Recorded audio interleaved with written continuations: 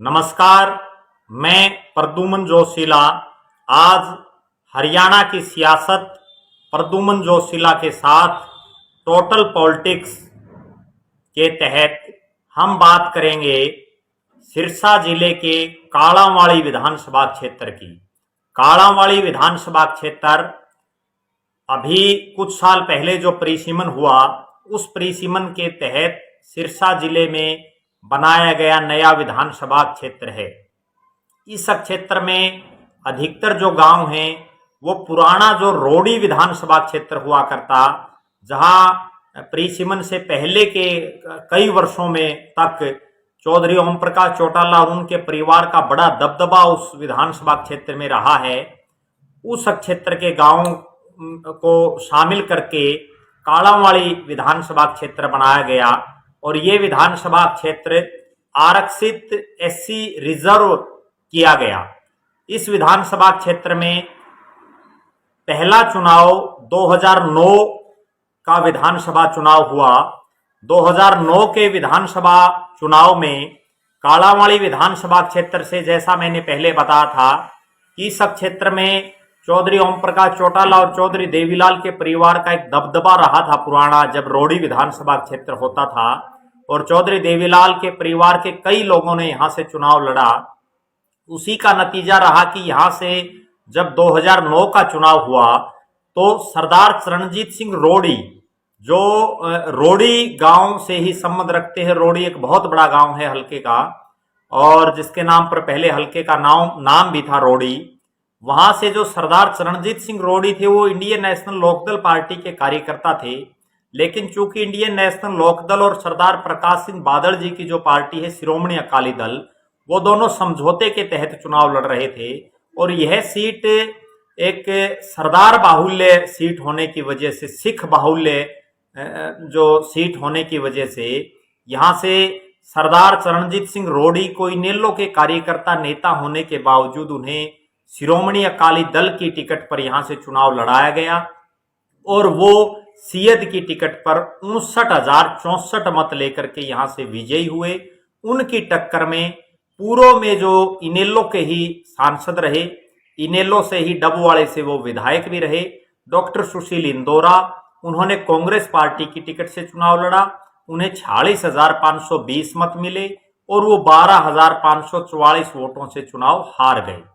उसके बाद सरदार चरणजीत सिंह रोडी आगे चल करके 2014 के लोकसभा चुनाव में सिरसा से वो सांसद बने और उनके सांसद बनने की वजह से इस सीट पर 2014 के विधानसभा चुनाव में सरदार बलकौर सिंह को यहां से टिकट दी और बलकौर सिंह शिरोमणि अकाली दल के प्रत्याशी के रूप में उन्होंने चुनाव लड़ा। शिरोमणि अकाली दल और इंडियन नेशनल लोकदल ने इकट्ठा यहां से चुनाव लड़ा एक बार फिर से और यहां बलकौर सिंह को 54,112 मत मिले और वो विजयी हुए। उनके मुकाबले में अभी जो यहां से वर्तमान विधायक हैं शीशपाल केहरवाला, उनको कांग्रेस पार्टी ने टिकट दी और शीशपाल केहरवाला 41,147 मत लेकर के वो चुनाव हार गए। वो 12,965 मतों से चुनाव में पराजित हुए। इसके बाद 2019 के चुनाव में यहां कांग्रेस पार्टी जीतने में कामयाब रही। शीशपाल केहरवाला कांग्रेस पार्टी की टिकट पर 53,059 मत लेकर के विजयी रहे और उनकी जीत का एक बहुत बड़ा कारण ये भी रहा कि जो चौटाला परिवार है उसमें दो फाड़ हो गई थी। एक जननायक जनता पार्टी बन गई थी अजय सिंह चौटाला और दुष्यंत चौटाला के नेतृत्व में, और दूसरी तरफ इंडियन नेशनल लोकदल रह गई थी चौधरी ओम प्रकाश चौटाला और अभय सिंह चौटाला के नेतृत्व में। ऐसे हालात में शीशपाल केहरवाला की जीत हुई और उनके मुकाबले में शिरोमणि अकाली दल के ही राजेंद्र सिंह देसू जोधा, जिन्होंने उससे पहले 2014 का जो विधानसभा चुनाव है वो उन्होंने भारतीय जनता पार्टी की टिकट पर यहां से चुनाव लड़ा था, तब वो तीसरे स्थान पर रहे थे। लेकिन यह प्रभाव देखिए आप चौधरी ओम प्रकाश चौटाला और उनके परिवार का, जब वो शिरोमणि अकाली दल की टिकट पर यहां से आए तो वो दूसरे नंबर पर रहे। उन्हें 33,816 मत मिले और 19,243 वोटों से शीशपाल केहरवाला चुनाव जीत गए। अगर हम बात करें शीशपाल केहरवाला की तो उनका एक बहुत लंबा चौड़ा राजनीतिक विरासत उनको मिली है। उनका जो पारिवारिक बैकग्राउंड है वो राजनीति से ओतप्रोत है और वो कांग्रेस में पहले कुमारी शैलजा जी के साथ नजदीकियां थी उनकी, अब वो भूपेंद्र सिंह हुड्डा जी के साथ भी उनकी नजदीकियां हैं। और इस विधानसभा क्षेत्र में अगर हम बात करें तो चौधरी ओम प्रकाश चौटाला के परिवार का आज भी दबदबा है। यहां सिख बाहुल्य वोट होने की वजह से आम आदमी पार्टी को भी एक उम्मीद है। अगले जो एपिसोड है उसमें हम सिरसा जिले के ही एक अन्य विधानसभा क्षेत्र की बात करेंगे। आप हमारे साथ बने रहें।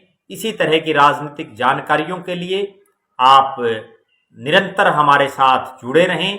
आपका बहुत बहुत धन्यवाद। आपका अपना प्रद्युमन जोशीला।